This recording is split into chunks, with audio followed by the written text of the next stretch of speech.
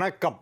வெள்ளிக்கிழமை ஜூலை மாதம் 10ஆம் தேதி, பராபவ வருஷம் ஆணி மாதம் 26ஆம் தேதி, பரணி நட்சத்திரம் காலை 10 மணி 7 வரையிலே பரணி. இன்னைக்கு காலையில், நேற்று காலையிலே பரணி ஆரம்பிச்சிருச்சு. இன்னைக்கு காலையில் 10 மணி 7 பரணி முடிந்து அடுத்த நட்சத்திரமான கிருத்திகை எனப்படும் கார்த்திகை நட்சத்திரம் ஆரம்பம். இன்றைய நட்சத்திரம் கிருத்திகை. வெள்ளிக்கிழமை கிருத்திகை சேர்ந்து வந்திருக்கு. முருகனை கும்பிடணும். திதி தேய்பிறை ஏகாதசி, யோகம் சித்த யோகம். மதியம் 3:45 வரை கன்னி ராசிக்கு சந்திராஷ்டமம், அதன் பிறகு துலாம் ராசிக்கு சந்திராஷ்டமம் ஆரம்பம். இன்று மதியம் ஆஃப்டர்நூன் மத்தியானம் 3:45 வரைக்கும் கன்னி ராசிக்கு சந்திராஷ்டமம். 3:45 3:45 PM துலாம் ராசிக்கு சந்திராஷ்டமம் ஆரம்பம். இன்று முருகப்பெருமான் வழிபாடு செய்யும் நாள். வெள்ளிக்கிழமையிலே வந்திருக்கிறது. கிருத்திகை ரொம்ப விசேஷம். காலையில் 10 மணி வரைக்கும் தான் பரணி, அதுக்கப்புறம் நாள் முழுவதும் கிருத்திகை. மாதம் கிருத்திகைக்கு விரதம் இருப்பவர்கள் இன்று தான் அந்த விரதத்தை கடைபிடிக்க வேண்டும். இன்று ஏகாதசி திதி. ஏகாதசி என்றால் 11ஆம் பிறை அப்படின்னு அர்த்தம். அமாவாசையான 11ஆவது நாள் ஏகாதசி, பௌர்ணமியான 11ஆவது நாளும் ஏகாதசி. ஏகாதசி என்றால் 11ஆம் பிறை, 11th ஃபேஸ் ஆஃப் மூன். இன்று ஏகாதசி, இன்று கிருத்திகை. இன்று விரதம் இருந்தால் டபுள் பலன் கிடைக்கும். முருகனை கும்பிடவே மாட்டேன் சார் அப்படின்னாலும் அவர் அருள் பண்ணிவிடுவார், நீ இன்னைக்கு பட்டினி கிடந்தானே. எனவே இது கிருத்திகை ஏகாதசி சேர்ந்து வந்திருக்கின்ற ஒரு சுக்கிரவாரம். மிக சிறப்பான ஒரு நல்ல நாள். இறை வழிபாட்டிற்கு ஏற்ற நாள். நாளை மறுநாள் ஞாயிற்றுக்கிழமை, அதாவது ஜூலை 12ஆம் தேதி சுப முகூர்த்த நாள். அதோட ஆணி மாதம் முகூர்த்தமெல்லாம் முடிகிறது. அதுக்கப்புறம் ஆடி முடிஞ்சு ஆவணியில் தான் ரொம்ப நாள் கழிச்சு தான் அப்புறம் அடுத்த முகூர்த்தமே வருது. நாளை மறுநாள், டே ஆஃப்டர் டுமாரோ, சண்டே முகூர்த்த நாள். இன்று முருகப்பெருமான் வழிபாடு, பெருமாள் வழிபாடு செய்ய வேண்டும். பெருமாள் பகவத்கீதையிலே திருவாய் மலர்ந்தழுகிறார். கீதாச்சாரியன் கீதையிலே சொல்லும் பொழுது, சேனாதிபதிகளிலே சுப்பிரமணியனாக இருப்பவன் நான் தான். சுப்பிரமணியன்கிறவர் எவர் யார் இல்லை, நானே தான் அப்படின்றார். சேனாதிபதிகளில் தலை சிறந்தவனாகிய சுப்பிரமணியன் என்கின்ற அந்த அறுமுக கடவுள் வேறு யாரும் இல்லை, நான் தான் என்று பெருமாளே சொல்கிறார். எனவே இன்றைய தினம் பெருமாள் வழிபாடும் முருகன் வழிபாடும் ஒன்றாக செய்ய வேண்டிய நாளாக விளங்குகிறது. ராகு காலம் 10:30 மணி முதல் 12 மணி வரை, யமகண்டம் மதியம் 3 மணி முதல் 4:30 மணி வரை, குளிகை நேரம் காலை 7:30 மணி முதல் 9 மணி வரை. நல்ல நேரம் என்கின்ற சுபகோரைகள் காலை 6 மணி முதல் 9 மணி வரை, 10 மணி முதல் 10:30 வரை, பகல் 1 மணி முதல் 3 மணி வரை, மாலை 5 மணி முதல் 6 மணி வரை, இரவு 8 மணி முதல் 11 மணி வரை. இன்றைய கிரக நிலவரம்: மேஷத்தில் சந்திரன், ரிஷபத்தில் செவ்வாய், மிதுனத்தில் சூரியன் புதன், கடகத்தில் குரு, சிம்மத்தில் சுக்கிரன் கேது, கும்பத்தில் ராகு, மீனத்தில் சனி. இன்று பிற்பகல் 3 மணி 45 சந்திரன் மேஷ ராசியிலிருந்து நகர்ந்து ரிஷப ராசிக்குள் செல்கிறது. இனி தெரிஞ்சுக்கலாம் வாங்க.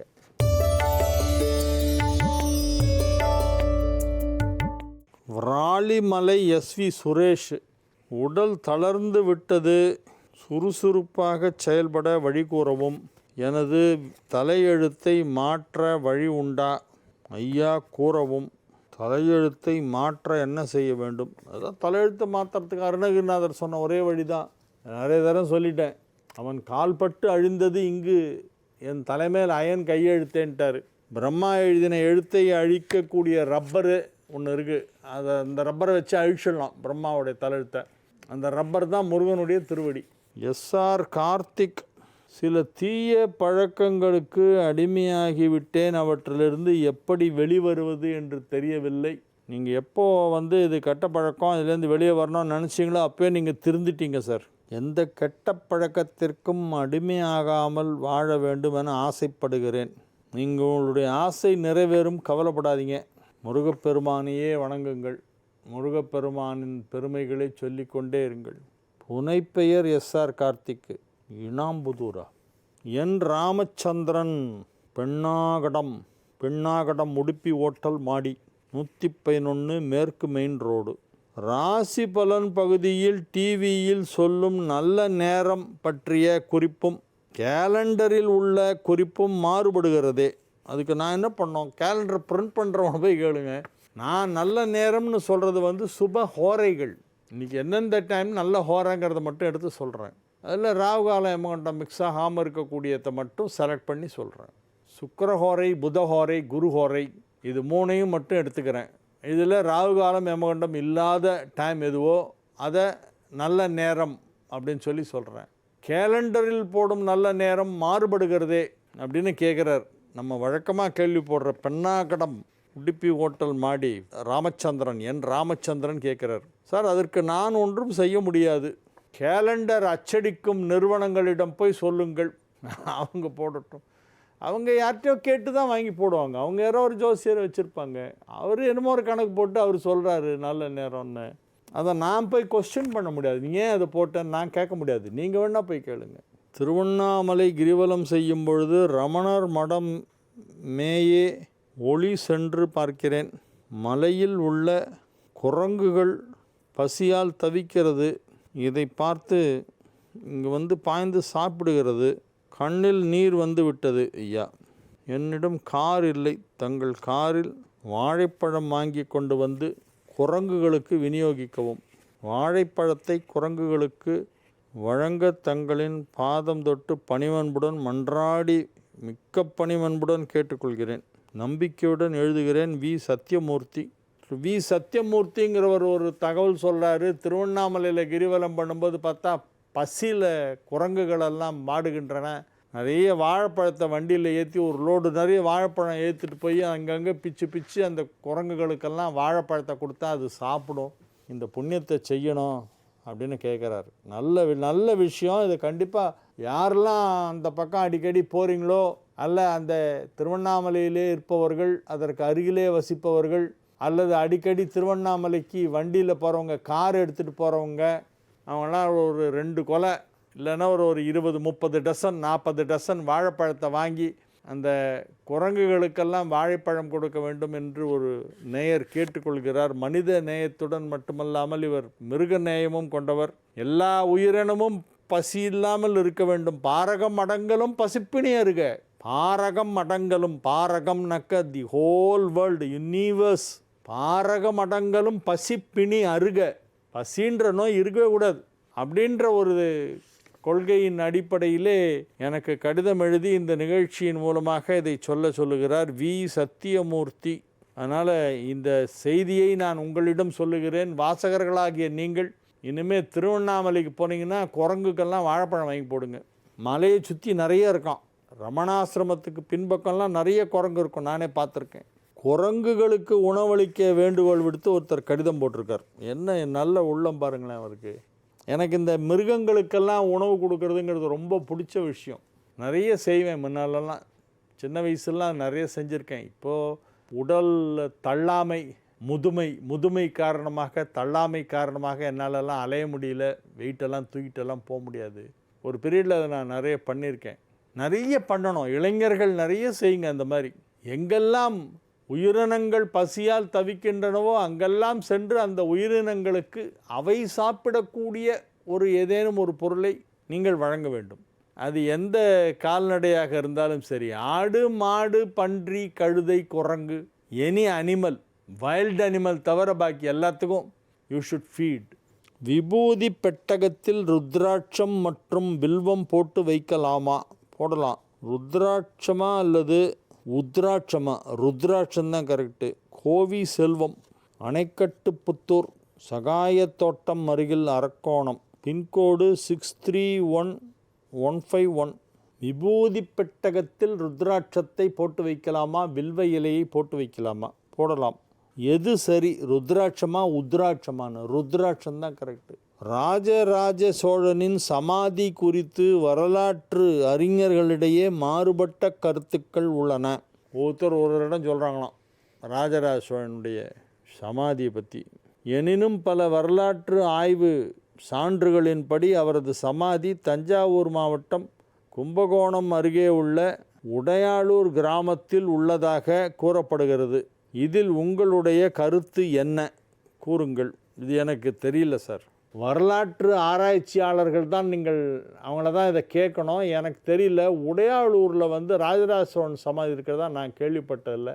உடையாளூரில் ஒரு காளி கோயில் இருக்குது. அது ரொம்ப விசேஷமான கோயில். அது செல்லம்மா காளின்னு சொல்லி உடையாளூர் காளி ரொம்ப ரொம்ப ஃபேமஸ் காளி. பட் அங்கே வந்து ராஜராஜ சோழனோட சமாதிக்கும் உடையாளூருக்கும் என்ன கனெக்ஷன் எனக்கு தெரியல. நீங்கள் ஆனால் யாரோ சரித்திர ஆய்வாளர் கூறுகிறார்கள்னு சொல்கிறீங்க. மேபி கரெக்டு, எனக்கு அதை பற்றி தெரியல. டிவிஎஸ் வெங்கட், திண்டிவனம். ஆலயங்களில் தெய்வங்களுக்கு சாத்தப்பட்டு அகற்றிய மாலைகளை, பூ மாலைகளை வீட்டில் நம் முன்னோர்கள் படத்திற்கு போடலாமா? அது போட வேண்டாம். நிலவாசலில் மாட்டி வைங்க, ஆணியில் மாட்டி வைங்க, கதவில் மாட்டி வைங்க, என்ட்ரன்ஸில் அப்படி டெக்கரேஷன் மாதிரி பண்ணி வைங்க. நான் காரில் ஊருக்கு போகும்போது ஏதோ கோயிலில் ஏதோ மாலை போட்டாங்கன்னா காருக்கு மாலையை போட்டுருவேன். கீழத்தெரு, பழனியாப்பிள்ளை, ராதாபுரம், நெல்லை மாவட்டம். ஒளிமயமான எதிர்காலம். உங்கள் ஆன்மீக சந்தேகங்களுக்கு விடை காண நீங்கள் கடிதம் எழுதி அனுப்ப வேண்டிய முகவரி தெரிஞ்சுக்கலாம் வாங்க. Zee Tamil, 33B Olympia Platina, SIDCO industrial estate, Guindy, Chennai 600032.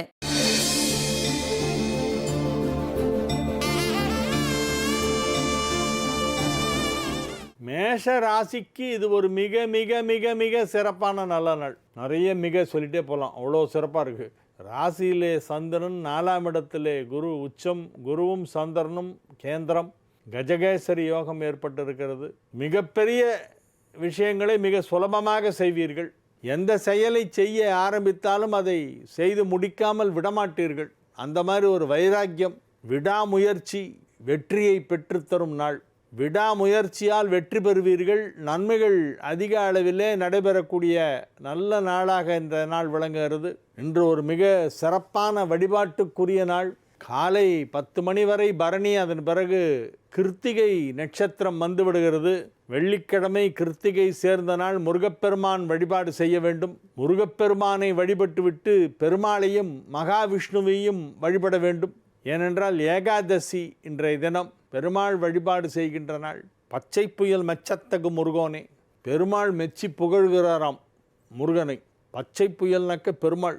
பச்சை மாமலை போல் மேனி, பச்சை புயல் அப்படின்னு சொல்லுவாங்க. பச்சை புயல்னாக்கா யார்? பெருமாள். அந்த பெருமாள் யாரை மெச்சி புகழ்கிறார்?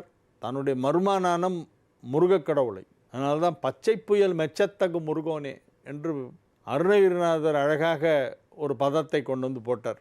மிக சிறப்பான நன்மைகளெல்லாம் நடைபெறக்கூடிய நல்ல நாளாக மேஷராசிக்கு இன்றைய நாள் விளங்குகிறது. வியாபாரத்தில் நல்ல முன்னேற்றம் ஏற்படும். பொருளாதாரத்திலே கணிசமான வளர்ச்சி ஏற்படும். சேமிப்புகள் அதிகரிக்கும். மிக மிக மிக பெரிய சேமிப்புகளெல்லாம் இப்பொழுது துவங்குவீர்கள். பழைய சேமிப்புகள் முதிர்வடைந்து கைக்கு வந்து சேரும். அதை வச்சு புது சேமிப்பை ஆரம்பிப்பீர்கள். பொருளாதாரத்திலே ஒரு ஸ்திரத்தன்மை ஏற்படும். வியாபாரத்தில் வளர்ச்சி ஏற்படும். குடும்பத்தில் அமைதி நிலவும். குடும்ப வாழ்க்கை மகிழ்ச்சியாக இருக்கும். எனவே இது ஒரு நல்ல நாள். ரிஷப ராசிக்கு இன்றைய நாள் மிக சிறப்பான நாள்.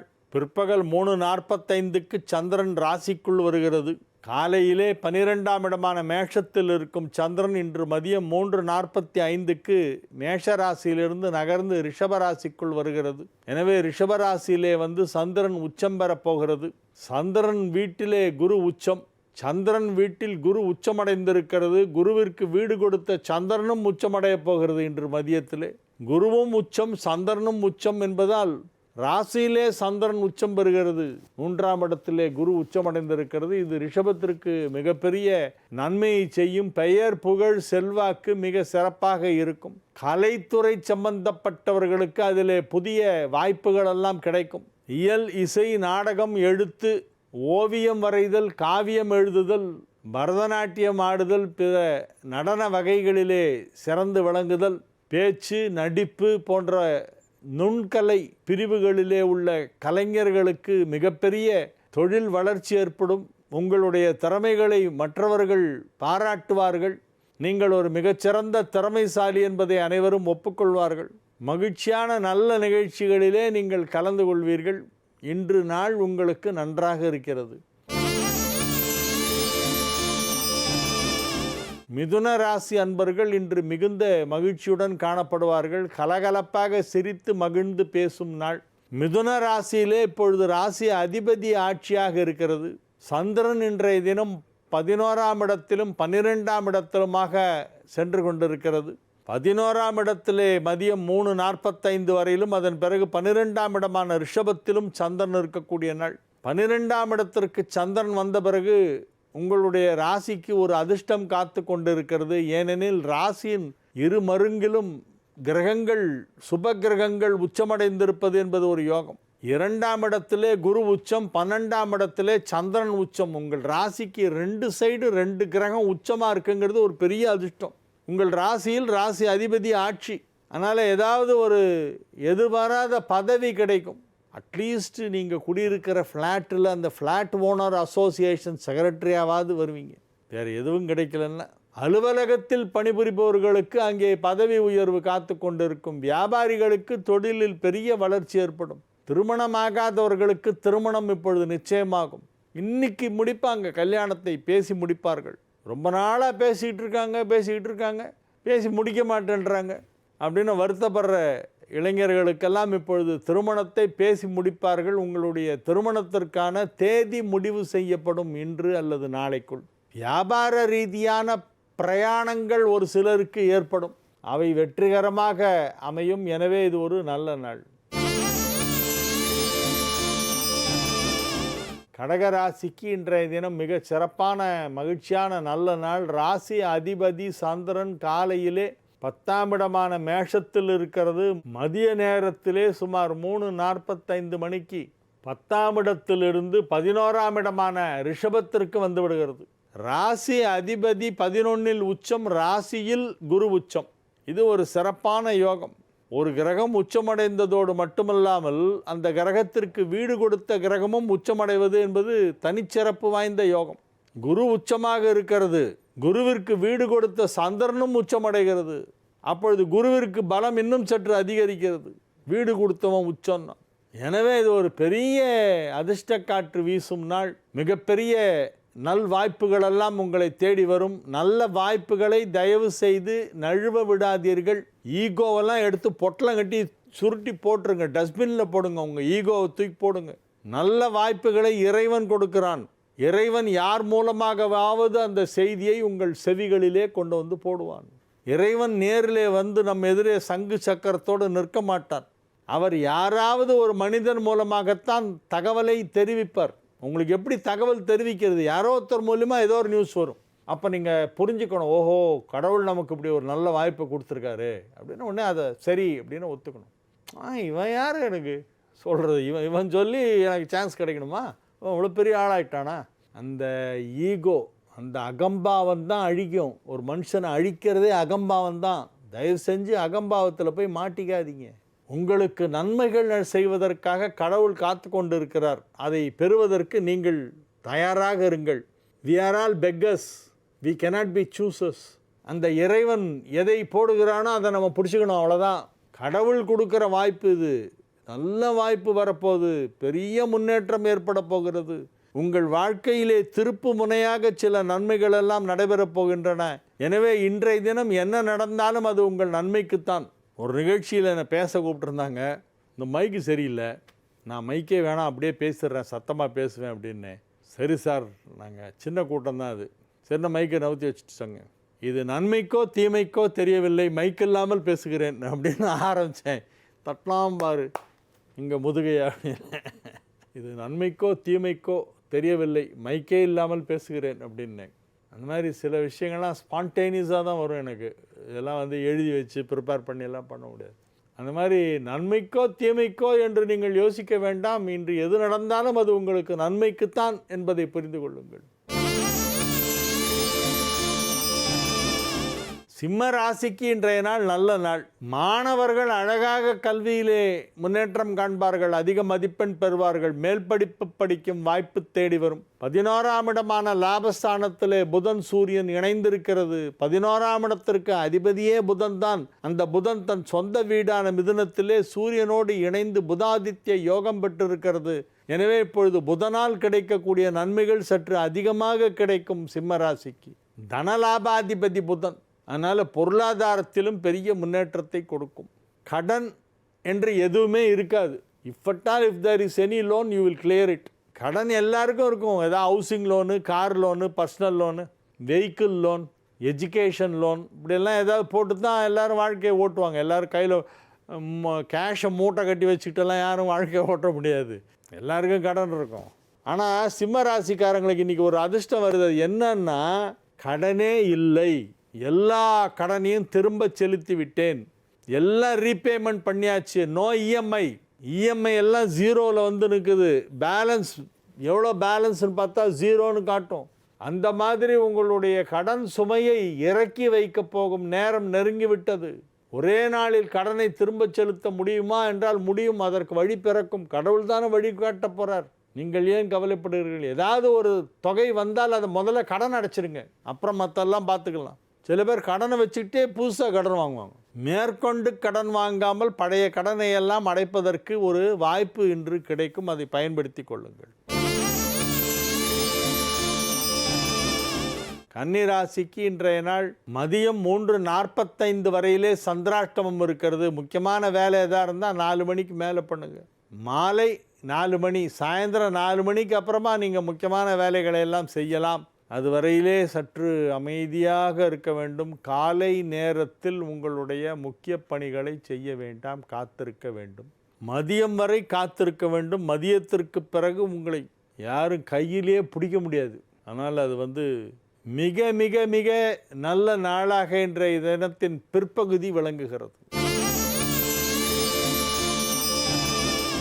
துலா ராசிக்கு இன்றைய நாள் நன்மைகள் நடைபெறும் நல்ல நாள், மகிழ்ச்சியான நாள். வெற்றிகரமாக உங்கள் வேலைகளை செய்து முடிப்பீர்கள். 9ஆம் இடத்திலே 9 குடைவன் வலுவாக ஆட்சி பலம் பெற்று புதாதித்ய யோகம் பெற்றிருக்கிறது. 10ஆம் இடத்திலே குரு உச்சமடைந்திருக்கிறது. 7ஆம் இடத்திலே சந்திரன் அமர்ந்து கொண்டு உங்களுக்கு நன்மைகளை செய்து கொண்டிருக்கிறது. மதியம் 3:45 வரை மட்டும். 3:45க்கு சந்திராஷ்டமம் ஸ்டார்ட் ஆகிடுது. அதனால் எந்த வேலை செய்தாலும் அதை காலை நேரத்தில் செய்யுங்கள். மாலை நேரம் சரியாக வராது. இன்றைய காலை பகுதி உங்களுக்கு நன்றாக இருக்கிறது. இறைவன் திருவருளால் நல்ல செய்திகளெல்லாம் வந்து சேரும். குடும்பத்தில் அமைதி ஏற்படும், நிம்மதி ஏற்படும், மகிழ்ச்சி ஏற்படும். விருச்சிக ராசிக்கு இன்றைய நாள் மகிழ்ச்சியான நன்மைகள் நடைபெறக்கூடிய நல்ல நாளாக விளங்குகிறது. வியாபாரம் செய்து கொண்டிருக்கும் விருச்சிக ராசியினருக்கு அதிலே மிகப்பெரிய பொருளாதார முன்னேற்றம் ஏற்படும். நீண்ட நாட்களாக உங்களுக்கு பணம் தர வேண்டிய ஒருவர் தராமல் இதோ அதோ இப்போ தரேன் அப்போ தரேன் வந்துடுத்து, கிட்ட வந்துடுத்து, பேங்க்குக்கு வந்துடுத்து அப்படின்னு சொல்லிட்டு டபாச்சிக்கிட்டே இருந்தாருன்னா இப்போ நிஜமாகவே காசு கொடுத்துருவார். அந்த பணம் வந்துடும். பழைய பாக்கி வசூலாகும். ரொம்ப நாளாக பணம் தராதவங்க இப்போ தருவாங்க. ரொம்ப நாளாக நடக்காத நல்ல விஷயம் இப்போ நடக்கும். குடும்பத்தில் சுப நிகழ்ச்சி நடைபெறும். திருமணமாகாத விருச்சிக ராசியினருக்கெல்லாம் இப்பொழுது திருமணத்திற்கான நேரம் வந்துவிட்டது. குழந்தை பாக்கியம் தாமதமாகி கொண்டிருக்கின்ற விருச்சிக ராசியினருக்கு இப்பொழுது குவா குவா சத்தம் கேட்கப் போகிறது.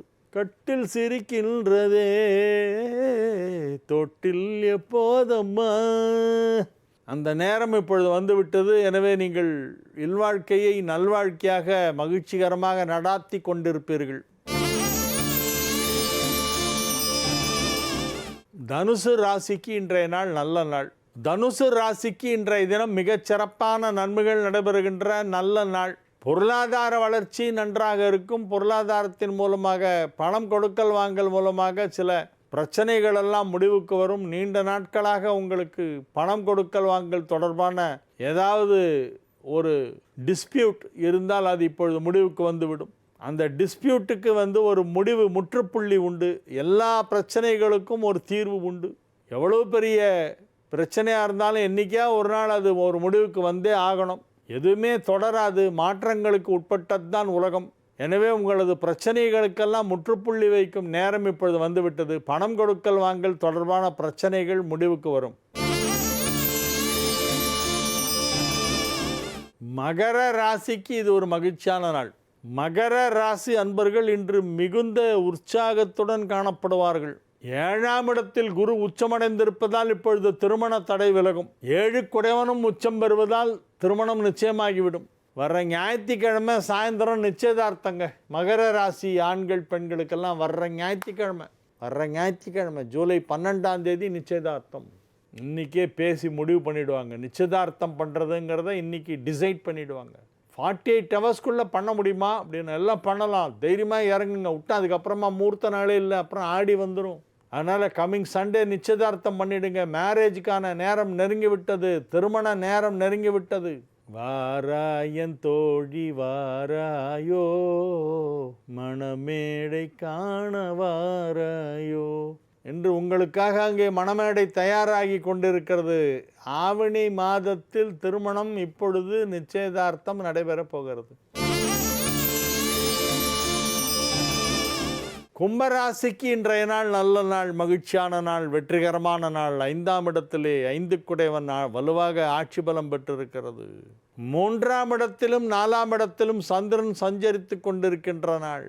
3ஆம் இடத்திலே மதியம் 3:45 வரை சந்திரன் இருக்கிறது. அதன் பிறகு 4ஆம் இடமான ரிஷபத்திற்கு சென்று அங்கே உச்சமடைகிறது. குரு உச்சம், சந்திரன் உச்சம், புதன் ஆட்சி, வலுவாக கிரகங்களெல்லாம் அமைந்திருக்கின்றன. எனவே நல்ல தகவல்கள் வந்து சேரும். உங்கள் வீட்டில் யாருக்காவது கல்யாணம் செய்ய வேண்டிய வயதில் இருந்தால் இப்பொழுது அவர்களின் திருமணத்தை நீங்கள் நிச்சயம் செய்வீர்கள். திருமணம் அருகில் நெருங்கிவிட்டது. உங்கள் இல்லத்தில் திருமண விழா வரப்போகிறது. அதற்கான ஏற்பாடுகளை வெகு சிறப்பாக செய்து கொண்டிருப்பீர்கள். திருமணத்திற்கான ஏற்பாடு நடைபெற்று கொண்டிருக்கும். திருமண பேச்சுவார்த்தை நடத்தினால் திருமணம் இப்பொழுது உறுதி செய்யப்படும். வியாபாரிகளுக்கு மிகப்பெரிய தனலாபம் கிடைக்கும். பொருளாதார வளர்ச்சி சற்று அதிகமாக இருக்கும். உடல் ஆரோக்கியம் நன்றாக இருக்கும். ஆரோக்கியத்தில் உள்ள சிறு சிறு பிணிகள் நீங்கும். முற்றிலுமாக நீங்கி நல்ல தேக ஆரோக்கியம் பெறுவீர்கள். எனவே இது ஒரு நல்ல நாள். மீனராசிக்கு இன்றைய நாள் மிகச் சிறப்பான நாள். மீனராசிக்கு நன்மை செய்யும் கிரகங்களான குருவும் சந்திரனும் உச்சம். சந்திரன் வீட்டில் உள்ள குரு உச்சமடைந்திருக்கிறது. அந்த சந்திரனும் உச்சம் பெறுகிறது. குருவிற்கு வீடு கொடுத்த சந்திரனும் உச்சம், குருவும் உச்சம், சந்திரனும் உச்சம். எனவே மீனராசிக்காரங்களாம் இன்றைக்கி ரொம்ப நல்லா இருப்பாங்க. ஓஹோஹோன்னு இருக்குது. மீனராசிக்கு இன்றைக்கி ரொம்ப நல்லா இருக்குது. டைம் அருமையாக இருக்குது. சும்மா உட்காராதீங்க, போய் எதாவது ட்ரை பண்ணுங்கள். Do something, then only you will get success. நான் ஒன்றுமே பண்ண மாட்டேன், ஆனால் எனக்கு எல்லாம் நடக்கணும் அப்படின்னா எப்படிங்க முடியும்? கொஞ்சம் நியாயமாக பேசுங்க. நான் ஒன்றுமே பண்ண மாட்டேன், எனக்கு எல்லாம் நடக்கணும்னா எப்படிங்க முடியும்? எதாவது பண்ணுங்கள், முயற்சி பண்ணுங்கள், ட்ரை சம்திங். இன்றைக்கி ரொம்ப நல்லா இருக்குது. திருமணத்திற்கு முயற்சி செய்தால் திருமணம் நடைபெறும். வியாபார வளர்ச்சி நன்றாக இருக்கும். பொருளாதாரத்தில் முன்னேற்றம் ஏற்படும். குடும்பத்தில் அமைதி நிலவும். மீனராசிக்கு ஓஹோன்னு இருக்குது. இன்றைக்கி ரொம்ப நல்ல நாள்.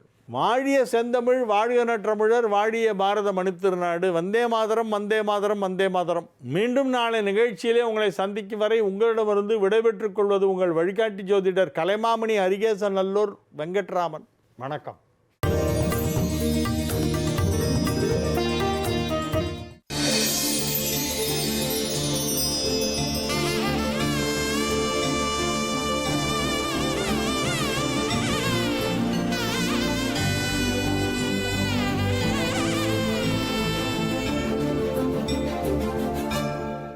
ஜீ தமிழ் தொலைக்காட்சி நேயர்களுக்கு இனிய காலை வணக்கம்.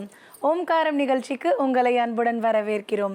உங்களுடைய வாழ்க்கையில் ஏற்படும் பிரச்சனைகளை சரி செய்யவும், மென்மேலும் வளர்ச்சியடையவும், ஜாதக ரீதியான சந்தேகங்களுக்கு விடை காணவும் யோக ஆஞ்சநேயர் சக்தி பீடம் அனுமன் உபாசகர் ஜோதிட சிம்மம் திருவல்லிக்கேணி சுவாமி கண்ணன் பட்டாச்சாரியா சப்தரிஷி வாக்கியம் மூலம் உங்களுடைய சந்தேகங்களுக்கு தீர்வளிப்பார்.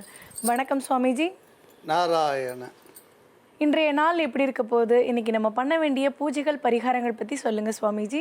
ஸ்ரௌதத்மாதாதிகம் கர்ம நிகிலம் ஏன சூத்ரிதம் தஸ்மை சமஸ்த வேதார்த்த விதே விகணசே நமக. வக்ரதுண்டு மகாகாயா சூரியகோடி சமப்பிரபா நிர்விக்னம் குருமே தேவா சர்வகாரேஷு சர்வதாம். யோகப்பட்டன பத்தாங்கம் திரிநேத்திரம் சாந்த விக்கிரகம் தியாயே சமஸ்த தோஷக்னம் பாதாத் மகல் மஷம். கிருஷ்ணம் வந்தே ஜெகத்குரும். ஜெயந்தி மங்களாகாளி பத்ரகாளி கபாலினி துர்கா க்ஷமா சிவாதாத்ரி ஸ்வாகாஸ்வதா நமோஸ்துதே. குரு பிரம்மா குரு விஷ்ணு குரு தேவோ மகேஸ்வரः குரு சாட்சாத் பரம்பிரம்மா தஸ்மை ஸ்ரீ குரவே நமக. அஸ்மத் குருபியோ நமக விகணச மகா குரவே நமக. அனுமன் சுவாமிகள் ஆசிகளுடன் மங்களகரமான பராபவ வருடம் ஆனி மாதம் 26ஆம் தேதி 10/7/2026 வெள்ளிக்கிழமையான இன்று பல நல்ல ஜோதிட ஆன்மீக விஷயங்களை பேசலாம். அவனருளாலே அவன் தாழ் வணங்கி இந்நாள் இனிய நாளாகட்டும். ஓம்காரம் பகுதியில் தினந்தோறும் ஜோதிடம் ஆன்மீகம் சம்பந்தமான தகவல்கள் பார்த்துட்டு இருக்கோம். அந்த வகையில் நாளைய தினத்தில் வரக்கூடிய கூர்ம ஜெயந்தியினுடைய சிறப்புகள் என்னன்றதை பற்றின விளக்கம் எங்களுக்கு கொடுங்க சுவாமிஜி. சுவாமி ஆமை வடிவில் அவதாரம் செய்து தேவர்களை ரட்சித்த ஒரு நிகழ்வு தான். சுருக்கமாக ஒரே வரியில் சொன்னான். ஒரு சமயம் பார்த்திங்கன்னா மரணமில்லாத பெருவாழ்வு தேவர்களுக்கு தேவைப்படுறது. இப்போ தேவா அம்சம்னு சொன்னிங்கன்னா கால் தரையில் படாது, கண்கள் இமைக்காது, மரணம் இல்லாத வாழ்வு, இதுதான் தேவர்களோட அம்சம். ஆனால் முதல்ல தேவர்களுக்கும் மரணம் இருந்தது. அசுரர்களோடு சண்டை போடும்பொழுது இவாளோட எண்ணிக்கை குறைய ஆரம்பிச்சுது. அப்போ தேவர்கள்லாம் அமிர்தம் சாப்பிட்டா பிரம்மா சொல்கிறார், நீங்கள் அமிர்தத்தை சாப்பிட்டீங்கன்னா நீங்கள் அழிவில்லாமல் இருப்பீங்க அப்படின்னு. இதுக்கு முன்னால் ஒரு விஷயம் ஞாபகம் வச்சுக்கணும். சுக்கராச்சாரியாருக்கு இறந்தவர்களை பிழைப்பிக்கக்கூடிய அந்த மந்திரம் அமிர்த சஞ்சீவினி மந்திரம் தெரிஞ்சிருந்தது. சுக்கராச்சாரியார் யாருன்னா அசுரர்களுக்கு குரு. அதெல்லாம் பின்னால் இன்னொரு சந்தர்ப்பத்தை பேசணுன்றதுனால இப்போ நான் அதை விரிவாக அதை பேசலை. இந்த பாட்கடல் உள்ள இருக்க அந்த அமிர்த கலசத்தை வெளியில் கொண்டு வரணுன்னா தேவர்களால் மட்டும் முடியுமான்னு ஒரு கேள்வி வருது. அப்போ தேவர்கள்லாம் நான் நினைக்கிறேன் சரி நம்மளால் முடியாதுன்னு இப்போ என்ன பண்ணால் எப்பயுமே எப்படி அரசியலில் கூட்டு அதேமாதிரி அந்த காலத்துலேயும் அசுரர்களாக இருந்தாலும் பரவாயில்ல அவளை நம்ம கூட்டு சேர்த்துக்கலாம் அப்படின்னு அசுரர்கள்கிட்ட போய் கேட்குறா. சரி நம்ம 2 பேரும் சேர்ந்து கடைஞ்சி அமிர்தத்தை எடுத்து 2 பேரும் பாதி பாதி எடுத்துக்கலாம் அப்படின்னு ஒரு தீர்மானத்துக்கு வரா. அப்போ அந்த பாட்கடலை கடையணுன்னா அதுக்கு ஒரு மத்து வேணும் இல்லையா? இப்போ சாதாரணமாக தயிர்லேருந்து வெண்ணெய் எடுக்கிறோன்னா அதுக்கு ஒரு மத்து தேவைப்படுது, அது கடல். அப்போ அந்த கடல்லேருந்து நம்ம கடையணுன்னா அதுக்கு ஒரு மத்து வேணும் இல்லையான்ட்டு மந்தார மலையை மத்தாக வச்சுக்கிறா.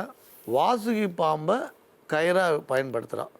இதில் பாருங்கள், தலைப்பகுதி அசுரர்கள் பக்கமும் ராட்சசர் பக்கம் அசுரர்கள் பக்கமும் வால் பகுதி தேவர் பக்கமும் இருக்க முடியாது பார்த்துக்கிறா. இப்போ மந்தார மலையை கடைய ஆரம்பிக்கிறா. பொதுவாக கடலில் 7 கடல்கள் சொல்லியிருக்கு. 7 கடல். இதில் பால்கடல் இதான் சுவாமி இருக்கக்கூடிய இடம், மகாவிஷ்ணு பள்ளி கொள்ளக்கூடிய இடம். அப்போ அந்த பால்கடலில் கடையிறா. அந்த பால்கடலை கடையும் பொழுது அந்த மந்தார மலை நிற்காமல் சாயிறது ஒரு பக்கமாக. அப்போ பிரம்மா மகாவிஷ்ணுவை தியானிக்க சொல்கிறார். ஏன்னா அந்த இடத்துக்கே அவர் சைனாதி வாசம் பண்ணுறவர் அவர் தானே, அவரை தியானிக்க சொல்கிறார். அப்படி அவரை தியானிக்கும் பொழுது அவர் ஆமையாக இருந்து அந்த மந்தார மலையை தாங்கி அது உள்ளேருந்து ஒவ்வொரு பொருளாக வெளியில் வருதுன்னு சொல்லுவாள். ஒவ்வொரு பொருளாக வெளில வருது. காமதேனு, கற்பகதரு, உத்சரவஸ் என்ற குதிரை, கடைசியாக தான் ஆழகால விஷம் முதல்ல வந்துடுது. அப்புறம் தன்வந்திரி பகவான் அமிர்த கலசத்தோடு வரதா சொல்வாள். அந்த அமிர்த கலசத்தை தேவர்கள் அடைய காரணமாக இருந்தவர் மகாவிஷ்ணு. அப்போ நாளைக்கு கட்டாயம் விஷ்ணு பகவானை துதிக்கிறது ரொம்ப சிரேஷ்டமானது. நீங்கள் சொல்லலாம் அடிக்கடி சுவாமியை பூஜிக்கிறதா இருந்தால் விஷ்ணு சகஸ்ரநாம பாராயணம் பண்ணுன்னு சொல்கிறீங்களேன்னு. நம்ம ரொம்ப எத்தனையோ பஞ்சாயத்தன ஸ்துதி இருக்குது, எவ்வளோ இருக்குது. இருந்தாலும் பொதுவாக எல்லாருக்கும் தெரிஞ்சதும் பகவத்கீதைக்கு சமமாக இருக்கக்கூடியதும் நினச்ச உடனே அருள் செய்யக்கூடியதுமானது விஷ்ணு சகஸ்ரநாமம். இந்த விஷ்ணு சகஸ்ரநாமம் பகவானே காதால் கேட்ட ஒரு விஷயம். இந்த 1000 நாமத்தையும் பகவானே தன் காதால் கேட்குறார். அந்த விஷ்ணு சகஸ்ரநாம பாராயணம் நல்லது. இதை நம்ம கூட்டாக இருந்தும் செய்யலாம், ஒரு குழுவாக இருந்தும் நம்ம செய்யலாம். இப்போ கூட வருஷம் திருப்பதியில் இந்த அகில இந்திய லெவலில் இன்னும் கேட்டால் விஷ்ணு சகஸ்ரநாமத்துக்குன்னு கமிட்டி இருக்குது. ஒரு 1000 பேர் சேர்ந்து ஒரே நேரத்தில் அகண்ட பாராயணம் பண்ணுறான் திருப்பதியில். அது வருஷத்தில் ஒரு நாள் ஜூலை முதல் நாளும் நம்ம வரும்னு நினைக்கிறேன். இன்றைக்கும் வருஷம் விடாமல் அது கார்த்தால 6 மணிக்கு ஆரம்பித்தா 24 மணி நேரம் அகண்ட பாராயணம் பண்ணுறான். இது இந்தியா முழுக்க இருக்கிற எல்லோரும் கலந்துக்கிறா திருப்பதியிலன்னு சொல்லுவாள். அதுக்கான மண்டபம் அந்த ஏற்பாடுகள்லாம் பிரம்மாண்டமாக இருக்குது. ஆக இந்த விஷ்ணு சகஸ்ரநாம பாராயணம்ன்றது ரொம்ப சிரேஷ்டமானது. எப்பயுமே சில பிரார்த்தனைகள் கூட்டாக செய்கிறது விசேஷம். அப்போ நாளைக்கு நம்மளால் முடிஞ்சதுன்னா ஒரு 6 பேரோ 12 பேரோ இது மாதிரி நம்ம குழுவாக இருந்து விஷ்ணு சகஸ்ரநாமம் பாராயணம் பண்ணலாம். சரி, என்ன பலன் அப்படின்னா, எப்பயுமே நமக்கு பலன்னு சொன்னாதானே அந்த செயலே செய்வோம். ஆப்பிளை முழுசாக சாப்பிடு அயன் சத்து கிடைக்கும்னா சாப்பிடுவோம். பேரிச்சம்பழத்தை முழுசாக சாப்பிடு அயன் சத்து கிடைக்கும்னா சாப்பிடுவோம். நெல்லிக்காய் சாப்பிடு ஆப்பிளுக்கு சமம்னா சாப்பிடுவோம். பலன் சொன்னால் தான் செய்வோம். அப்போ இழந்ததை அடைதல், எப்படி தேவர்கள் நீண்ட ஆயுள் அடைஞ்சாலோ பாற்கடலுக்குள்ளே இருந்த அமிர்த கலசத்தை அடைஞ்சாலோ அது மாதிரி நாம் அடையவே முடியாத பொருட்களை நாம் அடைய முடியும். இந்த கூர்ம ஜெயந்தியை கொண்டாடுறதால அடைய முடியாத பொருட்களை அடைய முடியும். சாலக்கிராமத்துலேயும் கூர்மம் உண்டு. சாலக்கிராம மூர்த்தங்கள்லேயும் அபூர்வமாக கிடைக்கும். மச்சாவதார காலக்கிராமம், இரண்ய கர்ப்பம், சீதாராமன், லக்ஷ்மி நரசிம்மன், அது மாதிரி கூர்மாவதார சாலக்கிராமமும் கிடைக்கிறது உண்டு. இந்த அபூர்வ சாலக்கிராமத்தை முக்தியானத்தில் நான் பார்த்துருக்கேன். இந்த கூர்மம் சொல்கிறோம் இல்லையா, இது சாலக்கிராமம் எல்லாம் உண்டு. எல்லா விதமான சாலக்கிராமும் முக்திராத்தில் கிடைக்கும். இந்த கூர்மாவதாரத்தை நினச்சி நாளைக்கு சுவாமியை மகாவிஷ்ணுவை தியானம் பண்ணி நம்ம இல்லத்தில் விஷ்ணு சகஸ்ரநாம பாராயணம் பண்ணலாம், கூட்டு வழிபாடு பண்ணலாம். எதுவும் முடியலன்னாலும் பெருமாளை போய் தரிசனம் பண்ணலாம். இன்னொரு விஷயம் சொல்கிறேன், இந்த கோயிலுக்கு தான் போகணுன்னு சிரமப்பட்டு போகிறத விட பக்கத்தில் சின்ன கோயிலாக இருந்தாலும் பரவாயில்ல, நமக்கு எந்த கோயில் இருக்கோ அந்த பெருமாள் கோயிலுக்கு போய் சுவாமியை வழிபாடு பண்ணுங்க. அதேமாதிரி சகஸ்ரநாம பாராயணம் பண்ணும்போது ஸ்ரீ வைஷ்ணவாலா ஸ்மார்த்தாலான்னு பேதம் பார்க்க வேண்டாம். நம்ம கூட்டாக இருந்து பாராயணம் பண்ணணும். இதில் பிராமணா இல்லாதவாளோ யாராக இருந்தாலும் பாராயணம் பண்ணலாம். விஷ்ணு சகஸ்ரநாமம் சொல்கிறோன்னா உடனே உபதேசம் இருக்கணும்னு அவசியம் இல்லை. நீங்கள் தொடர்ந்து நீங்கள் ஏதாவது ஒரு டேப் போட்டு இப்போ டிவியில் நிறைய சொல்கிறா சகஸ்ரநாமம் விஷ்ணு சகஸ்ரநாமம் காலம்பரில் அதை காதில் கேட்டு புஸ்தகத்தை வச்சு கூட கற்றுக்கலாம்.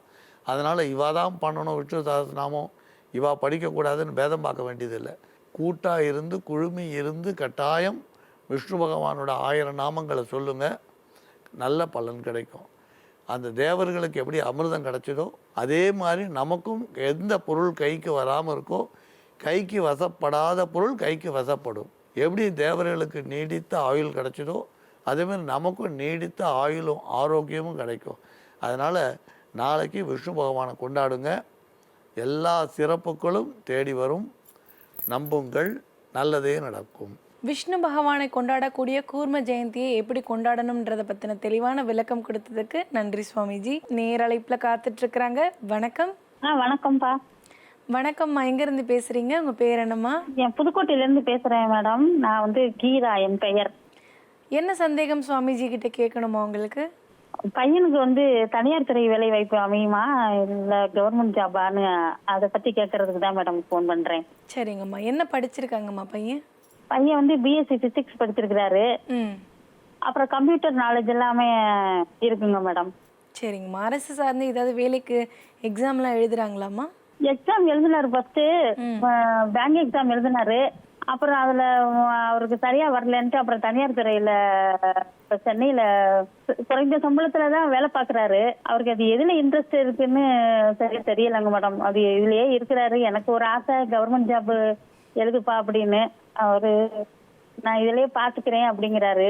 சரிங்க. அதனால வேலையை நல்லபடியா அமைச்சுக்கிட்டு தாங்க மேடம் திருமணம் பண்ணணும். அதனால வேலைக்கு தான் நான் ஃபர்ஸ்ட் கேட்கிறேன். சரிங்கம்மா, அவருடைய பிறந்த தேதி, ராசி, நட்சத்திரம், பேர் சொல்லுங்கம்மா. பெயர் அபினேஷ்.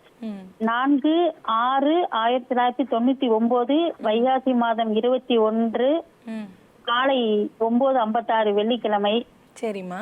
திருவோணம் நட்சத்திரம், மகரம் ராசி, கடகம் லக்னம். சரிங்கம்மா, கவலைப்படாதீங்கம்மா. நீங்க கேட்டிருக்கக்கூடிய சந்தேகத்துக்கு சுவாமிஜி நல்லதொரு தீர்வு சொல்வாங்க. சுவாமிஜி, சப்தரிஷி வாக்கியப்படி அரசு உத்தியோகம் கிடைக்குமா அல்ல தனியார் துறையில் சிறப்பாக இருப்பாரான்னு பார்க்கலாம்.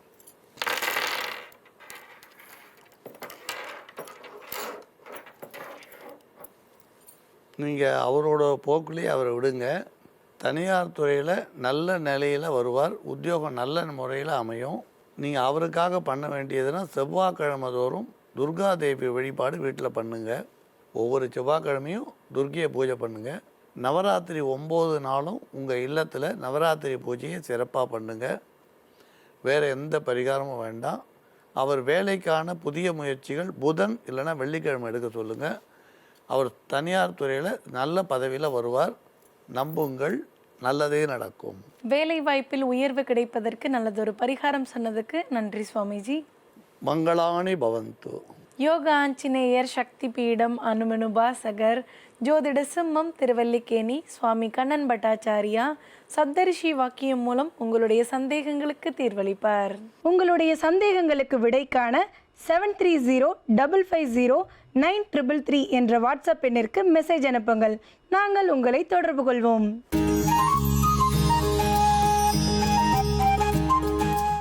உலகெங்கும் பார்த்து ரசித்து கொண்டிருக்கும் ஜீ தமிழ் தொலைக்காட்சி நேயர்களுக்கு அன்பார்ந்த காலை வணக்கம். நேயர்களே, நம் உடலில் பித்தம் அதிகமானாலும் சரி, அதே மாதிரி உடல் உஷ்ணம் அதிகமானாலும் தலை சுற்றல் மயக்கம்லாம் வரும். அதே மாதிரி காய்ச்சல் வரும். ஒரு சில பேருக்கு தீவிரமான காய்ச்சல் வரும். அந்த காய்ச்சல் நேரத்தில் வாய் கசப்பு நிறையா இருக்கும். நம்ம சாப்பிடக்கூடிய உணவோட சுவை தெரியாது. நிறைய மருந்து மாத்திரை சாப்பிட்றவங்களுக்கும் இது போன்ற உபாதைகள்லாம் இருக்கும். அந்த காய்ச்சல் நேரத்தில் நிறைய மருந்து மாத்திரைலாம் சாப்பிட்டாலும் கூடவே இந்த ஆல்பகோடா பழத்தை சாப்பிட சொல்லுவாங்க. அப்படி சாப்பிடும்பொழுது, நல்லா சப்பி சாப்பிடும்பொழுது வாய் கசப்பு கொஞ்சம் குறையும். ஏன்னு கேட்டிங்கன்னா அதில் நிறைய விஷத்துக்கள், தாது உப்புகள்லாம் இருக்குது. அதே மாதிரி கொஞ்சம் உடல் அசதியும் குறையும். வாய் கசப்பும் போகும், நல்லா பசி எடுக்கும், நம்ம சாப்பிடக்கூடிய உணவு நல்லா செரிமானமாகும். காய்ச்சல் நேரத்தில் வரக்கூடிய வாந்தி கொமட்டெல்லாம் வராது. அது ஏன்னா இந்த ஆல்பகோடா பழத்தில் இருக்கக்கூடிய சத்துக்கள் செரிமானத்தன்மையை கொடுப்பதற்கும், பித்தத்தை குறைப்பதற்கும், உடல் உஷ்ணத்தை குறைப்பதற்கும், வாய் கசப்பை குறைப்பதற்கும் நிறைய பயன்படக்கூடியது. அதில் விட்டமின் டி சத்து இருக்குது. நம்ம உடலுக்கு தேவையான சக்தியை கொடுப்பதற்கும் பயன்படக்கூடியது. அசதி போகும், வாந்தி கொமட்டெல்லாம் போகும். ஆல்பகோடா பழத்தை நம்ம காய்ச்சல் நேரத்தில், அதுவும் ஒரு சில பேர் மட்டும்தான், விஷயம் தெரிஞ்சவங்க மட்டும்தான் அதை வாங்கி சாப்பிடுவாங்க. மற்ற நேரத்தில் அதை கண்டுகொள்வதே கிடையாது. எல்லா நேரத்துலையும் சாப்பிடலாம். தினசரி ஒரு பழமாவது நம்ம சப்பி சாப்பிடலாம். எப்படி நெல்லிக்காய் சாப்பிட சொல்கிறாங்களோ அதே மாதிரி ஆல்பகோடா பழத்தை தினசரி ஒன்று நல்லா சப்பி சாப்பிட்டோம்னா உடலில் இருக்கக்கூடிய நச்சு நீர் வெளியேறும், பித்த நீர் குறையும், உடலில் இருக்கக்கூடிய உஷ்ணம் குறையும். அதே மாதிரி தசைகளுக்கும் திசுக்களுக்கும் அதிக நன்மை செய்யக்கூடியது. நாவில் இருக்கக்கூடிய சுவை மூட்டுகளுக்கு அதிக நன்மை செய்யக்கூடியது. அதாவது வாரத்தில் ஒரு நாளாவது நம்ம ஏதாவது காஃபி, டீ சாப்பிட்டாலும் சரி, ஏதாவது உணவு சாப்பிட்டாலும் கொஞ்சம் சுட சுட சாப்பிட்டோம்னா நாவில் இருக்கக்கூடிய சுவை மூட்டுக்கெல்லாம் பாதிப்படையும். அதெல்லாம் வராமல் இருக்கணும்னா இந்த ஆல்பகோடா பழத்தை நம்ம அடிக்கடி சாப்பிடலாம். உடல் முழுக்க நன்மை செய்யக்கூடியது. இன்றைக்கு ஆல்பகோடா பழத்தை வைத்து ஒரு பானகம் போல ஒரு மருந்து ஒன்று தயார் செய்ய போகிறோம். அந்த மருந்து தயார் செய்யும் விதத்தை இப்பொழுது பார்க்கலாம். நேயர்களே, உள்ளுறுப்புகளுக்கு பலத்தை தரக்கூடிய மருந்து எப்படி செய்யறதுன்னு இப்போ பார்க்கலாம். இதற்கு தேவையான பொருட்கள்: ஆல்பகோடா பழம், சுக்குப்பொடி, பனங்கற்கண்டு, ஏலக்காய் பொடி. இப்போ இந்த பொருட்களை பயன்படுத்தி எப்படி ஒரு மருந்து தயார் பண்ணுறதுன்னு பார்க்கலாம். ஆல்பகோடா பழம் நம்ம எல்லாருமே பார்த்துருப்போம். இன்றைக்கி இருக்கிற சின்ன குழந்தைங்க இதெல்லாம் சாப்பிட்ருக்க மாட்டாங்க. நம்ம எல்லாம் சின்ன வயசில் இருக்கும் போதெல்லாம் இதை நிறைய சாப்பிட்ருப்போம். முக்கியமாக காய்ச்சல் வந்ததுன்னா எல்லார் வீட்லேயுமே மளிகை கடையில் போயிட்டு இந்த ஆல்பகோடா பழத்தை வாங்கிட்டு வந்து கொடுப்பாங்க. அந்த வாய் கசப்பு அப்போ தான் சரியாகும். அப்போ தான் பசி எடுத்து நல்லா சாப்பிடுவாங்கன்றதுக்காக இதை கொடுப்பாங்க. ஒன்று ஒன்று சப்பி சாப்பிடுவோம். நம்ம எல்லாருமே சாப்பிட்ருப்போம். இந்த ஆல்பகோடா பழம் ஒரு 4 பழத்தை எடுத்து கொஞ்சமாக தண்ணீர் ஊற்றி, எப்படி நம்ம புளி ஊற வைப்போமோ அந்த மாதிரி கொஞ்சம் நேரம், ஒரு அரை மணி நேரம் ஊற வச்சுட்டு புளி கரைக்கிற மாதிரி கரைச்சி எடுத்துக்கலாம். இதில் இருக்கக்கூடிய விதையை எடுத்துட்டு அந்த சதை பகுதியை மட்டும் நல்லா கரைச்சி எடுத்துக்கலாம். 4 ஆல்பகோடா பழத்தை கொஞ்சமாக தண்ணீர் ஊற்றி நல்லா ஊற வச்சு கரைச்சி எடுத்து வச்சுருக்கோம். இப்போ இந்த மருந்து எப்படி செய்யறதுன்னு பார்க்கலாம். இப்போ ஒரு கிளாஸ் எடுத்துக்கலாம். நம்ம கரைச்சி வச்சுருக்கிற இந்த ஆல்பகோடா பழம் கரைச்சலை ஊற்றிக்கலாம். இது கூட தேவையான அளவு தண்ணீர் சேர்த்துக்கலாம். அடுத்ததான் 1 ஸ்பூன் அளவு பனங்கற்கண்டு சேர்த்துக்கலாம். இது கூட ஒரே ஒரு சிட்டிகை சுக்குப்பொடி சேர்த்துக்கலாம். இது கூட ஒரு சிட்டிகை ஏலக்காய் பொடி சேர்த்துக்கலாம். இப்போ இது எல்லாத்தையும் ஒன்றா சேர்த்து நல்லா கலந்துக்கலாம். இது ஒரு ஜூஸ் மாதிரி தான் இருக்கும் குடிக்கிறதுக்கு. நல்ல ஒரு புளிப்பு சுவையும் இருக்கும், இனிப்பு சுவையும் இருக்கும். ஆல்பகோடா பழத்துடைய சுவையை கொஞ்சம் புளிப்பு, இனிப்பு எல்லாம் சேர்ந்த மாதிரி தான் அது ஒரு டேஸ்ட்டாக இருக்கும். அது கூட நம்ம பனங்கற்கண்டு எல்லாம் சேர்த்துருக்கிறதுனால நல்ல ஒரு இனிப்பு சுவையோடு இருக்கும். இதை ஒரு ஜூஸ் மாதிரி நம்ம சாப்பிட்டோம்னா உடனடி எனர்ஜி கிடைக்கும், நல்லா பசியும் எடுக்கும். இதில் முக்கியமாக ஆல்பகோடா பழத்தை சேர்த்துருக்கோம். ஆல்பகோடா பழம் இது மளிகை கடையில், நாட்டு மருந்து கடையிலாம் கிடைக்கும். மெடிக்கல் ஷாப்பில் கூட ஒரு சில பேர் வச்சுருப்பாங்க. இந்த ஆல்பகோடா பழத்தில் நிறைய சத்துக்கள்லாம் இருக்குது. விட்டமின் ஏ இருக்குது, விட்டமின் பி இருக்குது, விட்டமின் சி இருக்குது, விட்டமின் இ இருக்குது, இரும்பு சத்து, மெக்னீஷியம், கால்சியம் இருக்குது, ஜியாக்சாண்டின் இருக்குது, விஷத்துக்கள், தாது உப்புக்கள்லாம் நிறையா இருக்குது. விட்டமின் டிலாம் இருக்குது.